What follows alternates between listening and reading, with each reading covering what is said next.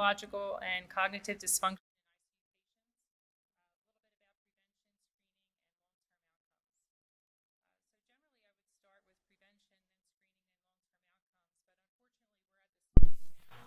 Estamos en una fase en la que solo sabemos poco sobre cómo los pacientes se presentan y los resultados a largo plazo no se han estudiado hasta recientemente.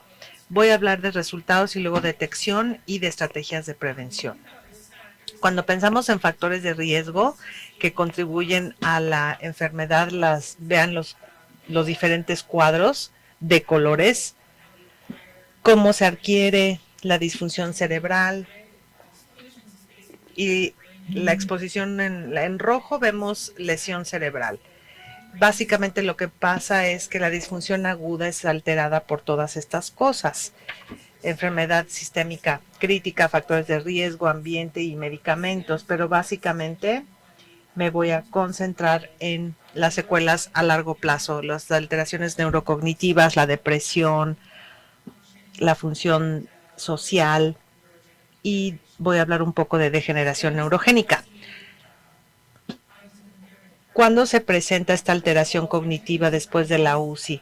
Primero, desafortunadamente se presenta con falta de atención, concentración, velocidad del procesamiento, función ejecutiva, o sea, son cosas que necesitamos para funcionar en la vida diaria, para desempeñar nuestro trabajo, nuestras actividades diarias y desafortunadamente estar en terapia intensiva 4 días o más puede resultar en alguna alteración cognitiva. ¿Cuándo sucede? El 70% de los pacientes tienen alteración cognitiva cuando son dados de alta del hospital. Hay una gran variedad de rangos de acuerdo a los estudios que existen, pero entre 13 y 79% a los 3 y 6 meses, hasta 79% al año y de 25 a 47% a los 2 años. Entonces, la disfunción cognitiva es pronunciada. Es importante saber que cuando asistimos a los pacientes en la UCI, suponemos que una vez que los damos de alta, alguien los cuida, pero hay circunstancias desafortunadas en las que tienen que acudir a muchos especialistas y no todos están poniendo digamos que armando el rompecabezas. Entonces nosotros tenemos que participar y saber qué les pasa después de que salen de la terapia. En este estudio vieron alteración cognitiva a largo plazo después de enfermedad crítica. Este es el estudio que se llama Brain ICU. Usan bandas sobre cómo evalúan el estado neuropsicológico. Es un puntaje abajo de 100. Entre más bajo el valor, peor la cognición global. Y aquí, en los cuadros gris claro, es una gráfica de Whisper que muestra puntajes de cognición ajustados a la edad. Las grises claras son 3 meses y las oscuras 12 meses. El puntaje normal está aquí, en 100, y vean, todos están abajo de 100, ya sea a los 3 o a los 12 meses. Es una circunstancia desafortunada. Tienen reacciones similares y conductas y cognición similares igual a los de Alzheimer y los que tienen traumatismo cráneoencefálico traumático. La duración del delirio y de la cognición global a los 12 meses. Entre más dura el delirio, se asocia independientemente con peores puntajes de cognición a los 12 meses. Y vean que esto lo midieron como días con delirio y los puntajes de cognición se ven una disminución con el tiempo con base a cuánto tiempo tuvo delirio el paciente durante su estancia en la UCI. Los hallazgos del estudio muestran que 1 de 4 pacientes tienen alteración cognitiva a los 12 meses. Esto es similar a los de Alzheimer. 1 de cada 3 pacientes tienen alteraciones como de traumatismo cráneoencefálico. Cuando a los pacientes se les da de alta de la UCI, no pensamos necesariamente en eso. Una vez que el paciente se comunica o puede comer y no tiene necesidades y los damos de alta al piso general y las cosas siguen alterándose en ese entorno. Entonces, cuando los damos de alta, a veces siguen teniendo alteración cognitiva significativa en algunos pacientes. En este estudio, una corte prospectiva del estudio Health and Retirement, se hicieron entrevistas personales. Uno supone que los pacientes son de más edad. La edad promedio del estudio fue 76 años. Básicamente, hicieron una encuesta, los rastrearon durante un tiempo, rastrearon síntomas y encontraron que después de que tuvieron un episodio de sepsis, la alteración cognitiva se empeoraba. Vean, esta es la encuesta antes de la sepsis y esta es después de la sepsis. Y tuvieron alteración significativa después de un episodio de sepsis. También tuvieron cambios significativos en las actividades diarias. Entonces, por ejemplo, poderse vestir, bañarse, comer, cosas que damos por hecho y que todos podemos hacer. Desafortunadamente, se ve que en las líneas negras hubo cambios significativos en poderse cuidar por sí solos después de un episodio de sepsis. La sepsis severa se asocia independientemente con adquirir 1.5 limitaciones funcionales. Hubo pacientes que tenían limitaciones antes de la sepsis y obviamente a veces empeoran, pero para los que no tuvieron limitaciones, adquirieron 1.5 limitaciones más en relación a su cuidado personal. En este estudio se ven los factores de riesgo viendo alteración cognitiva persistente después de enfermedad crítica. Es un estudio de control de casos, de observación. El objetivo primario era alteración cognitiva nueva y persistente documentada entre los 3 y los 24 meses. Este es el diagrama de cómo vieron a los pacientes. Fueron 98,000 ingresos a la UCI, 98,000 sí. Alteración cognitiva 21,000 y sin alteración 76,000. Estos son los criterios de exclusión e inclusión. Fueron 2.400 casos control y 2.400 en estudio.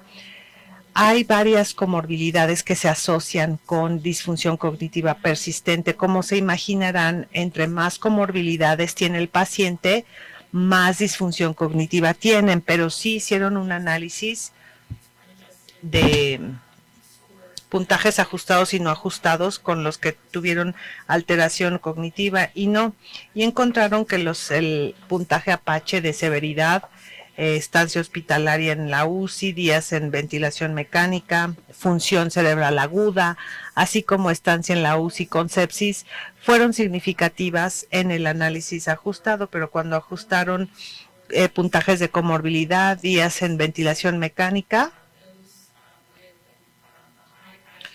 los que tenían un Apache alto y estancia prolongada y insuficiencia cerebral o disfunción cerebral tuvieron alteración cognitiva significativa. Entonces, cuando pensamos en los pacientes de la UCI, no siempre generamos un puntaje Apache, o sea, no sabemos cuál es el puntaje cuando entran y cuando salen, a menos que estén en un estudio de investigación.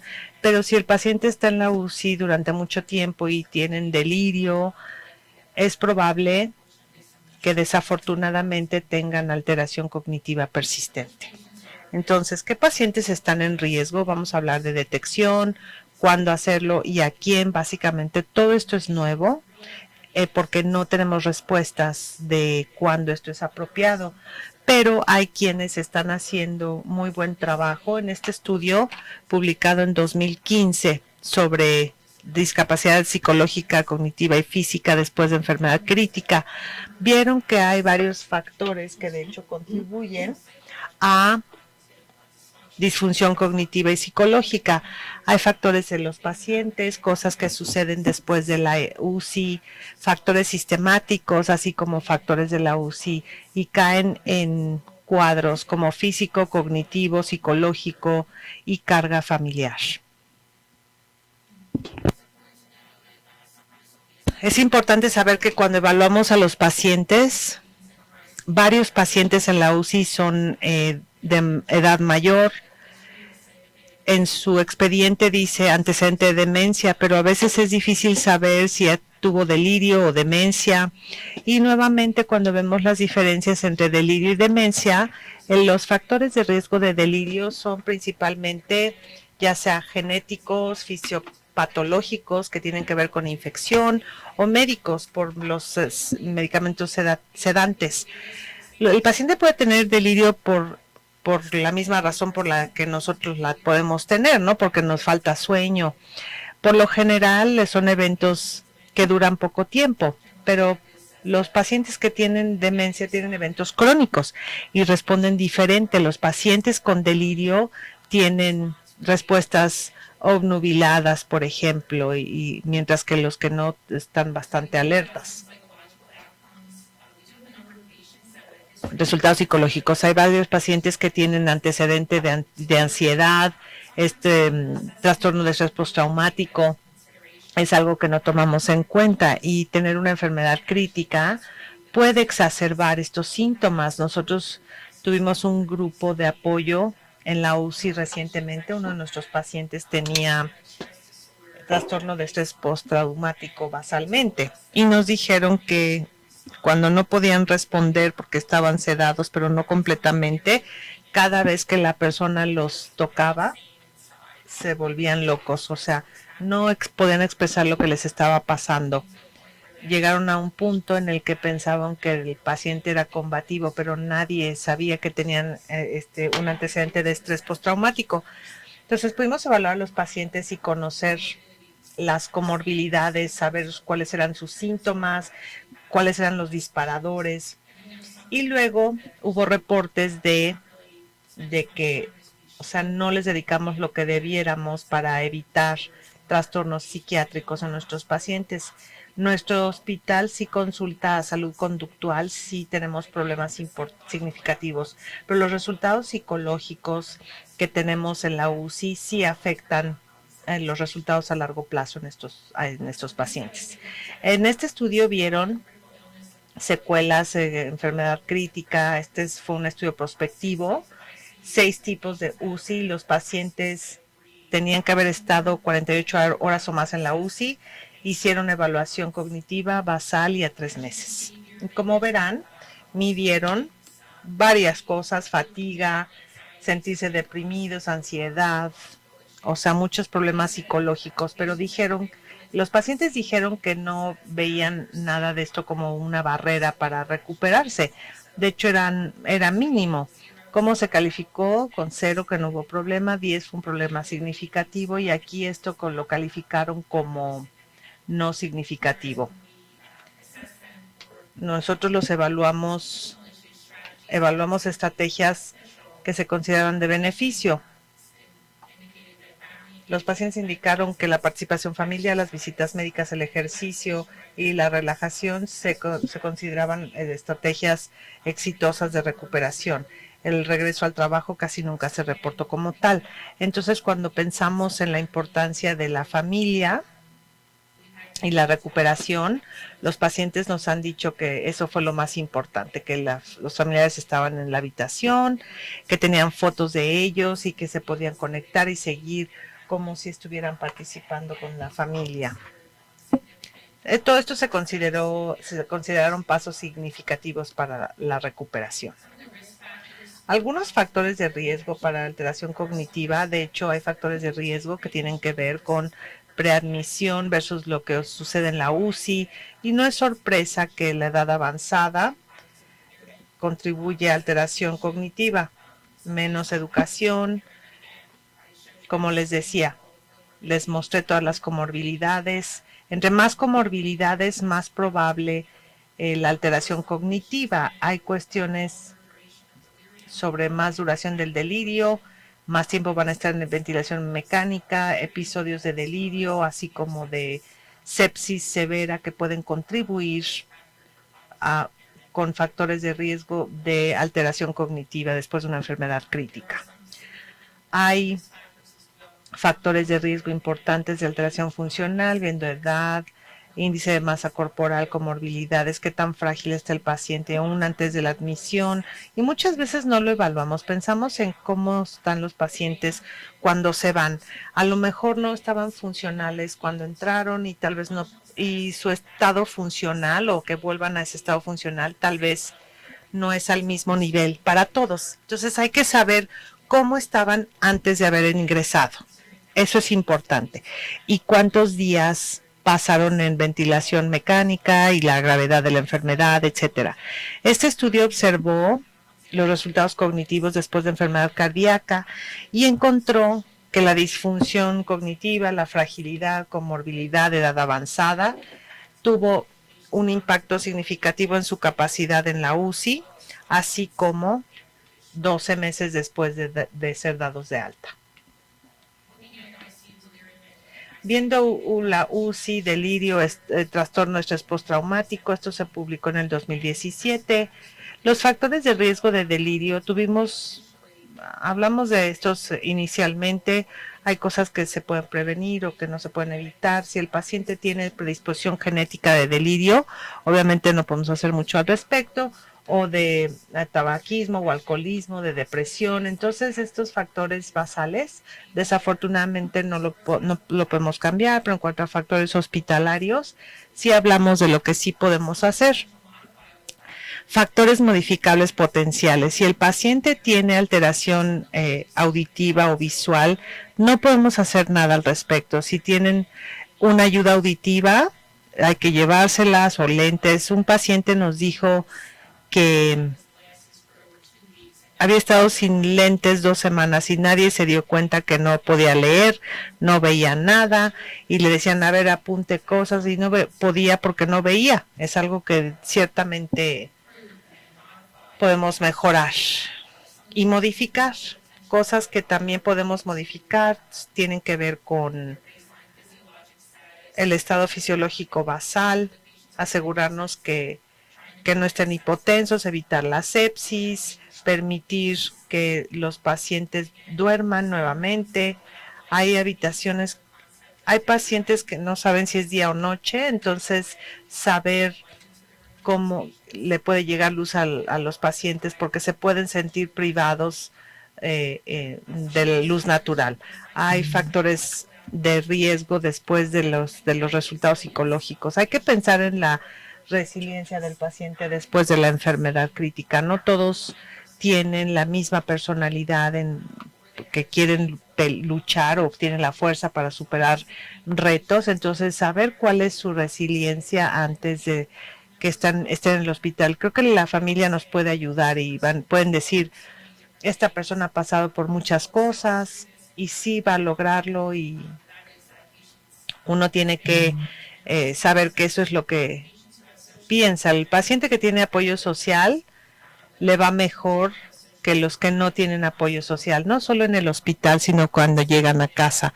Así que eso es importante para saber cuál es el riesgo, aún antes de entrar a la UCI. Factores de riesgo crítico. Usar restricción física impacta al paciente, especialmente si no se pueden comunicar, no pueden decirnos qué les está pasando.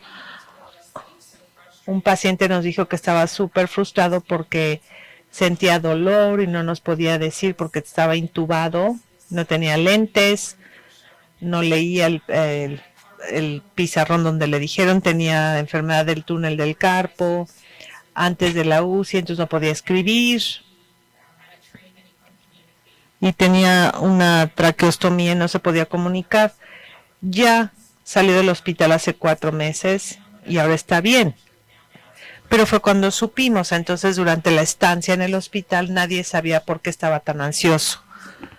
Resultados también que nos importan son estrés postraumático, ansiedad, depresión, también alteración familiar y social, y su calidad de vida cambia significativamente. ¿Qué podemos hacer para evitar estos problemas o prevenirlos? Hay estrategias. Obviamente no tenemos todas las respuestas porque necesitamos mucha investigación en esta área. Este es un metaanálisis sobre intervenciones en la UCI para reducir la alteración cognitiva. Básicamente dice que no hay suficiente evidencia para apoyar ninguna intervención cuando entran a la UCI. Tal vez la estancia en la terapia intensiva no es un lugar para evaluar a los pacientes, para saber si tienen riesgo de implementar estrategias de mejora. Tal vez están muy enfermos los pacientes, sin embargo, sigue siendo importante saber qué pacientes tienen un riesgo potencial. No hay una intervención que se haya estudiado y estas son las intervenciones que han estudiado, por ejemplo, nutrición enteral, líquido, sedación. Como les dije, no hay muchos estudios, tenemos que trabajar en esto. Todos los estudios, es importante decirles, fueron de Estados Unidos. Estrategias de prevención para mejorar resultados, aunque no hay nada específico, seguimos recomendando minimizar el delirio porque hay investigación que dice que entre más tiempo tiene delirio o hay alteración cognitiva, hay que aplicar el conjunto ABCDF, evitar la hipoxemia y minimizar cambios patológicos en la presión arterial. Y movilización temprana. Cuando uno moviliza a los pacientes y participan en su cuidado, es bueno física y mentalmente para ellos. Es mucho trabajo, pero puedo decirles que vale la pena el esfuerzo, tanto del cuidador, porque cree que está haciendo buen trabajo y el paciente participa activamente en su recuperación. Las estrategias para mejorar la sobrevida y los resultados del cuidador. Hablamos mucho de los pacientes, pero es importante saber que los familiares también tienen retos cuando su familiar está en la terapia intensiva. Los resultados psicológicos que vemos ocurren también en los miembros de la familia, como estrés postraumático, ansiedad y depresión. Es importante que evaluemos cómo quieren comunicarse, pueden ir a verlos, pueden hablar con ellos o es por teléfono, les estamos dando información adecuada, les podemos ofrecer diarios en la UCI si son el tipo de persona que le gusta documentar lo que pasa para que crean que están haciendo algo y eso le ayuda al paciente cuando está despierto y alerta, pero referirlos a un psicólogo si es necesario. Como les dije, esto puede ser estresante. Hay redes para los cuidadores, para los familiares, y ellos pueden participar en las clínicas de la UCI. Instrucciones a futuro para la investigación. Tal vez hay que hablar con sobrevivientes. A lo mejor hay fenotipos de los sobrevivientes. Hay quienes sobreviven a una enfermedad crítica porque su estructura así es, o hay otros factores que contribuyen a resultados positivos más allá de la UCI, tal vez su resiliencia, su personalidad, que es positiva y todo lo que hacen. Y esto les ayudará a superar estos retos para sobrevivir a una enfermedad crítica. Hay que saber también cuál es el momento óptimo para medir los trastornos cognitivos físicos y psicológicos. En la UCI no. Habrá que hacerlo en la sala, en el piso o 3 meses después. Realmente no tenemos una respuesta, pero es algo que creo que vale la pena investigar. Y luego, las clínicas de seguimiento. Hay algunas en Estados Unidos y en Australia que ven que los que participan en estas clínicas hacen una labor maravillosa y otros inician clínicas y luego las cierran porque los pacientes no van. Hemos hablado con pacientes que sobreviven de meses o años después. Todos dicen que sentían que pues no los cuidaron después de salir de la UCI. Y entonces creo que hay algo que hacer, pero no sé necesariamente si tenemos todas las respuestas. Simplemente hay que estar conscientes de esto. Y esto se publicó recientemente parece como una nave espacial, pero es en la fundación del Hospital Prince Charles en Brisbane, Australia. A los pacientes los ponen así para disminuir el delirio. Esta cama se llama cama de capullo. La tecnología no es más, o sea, los pacientes no escuchan los sonidos incesantes de las máquinas. El paciente sabe cuándo es noche, cuándo es día y también pueden comunicarse por video con la familia en su casa, para que no se sientan tan desconectados. Sé que parece algo que muy lejos, que creemos muy lejos y caro, pero es bueno saber que hay quienes piensan de manera no común, y hay que pensar en sus resultados a largo plazo para poder eliminar los retos que tienen los pacientes. Con esto, gracias por su atención. Espero haber identificado pacientes que están en riesgo, así como estrategias de prevención. Muchas gracias por su atención.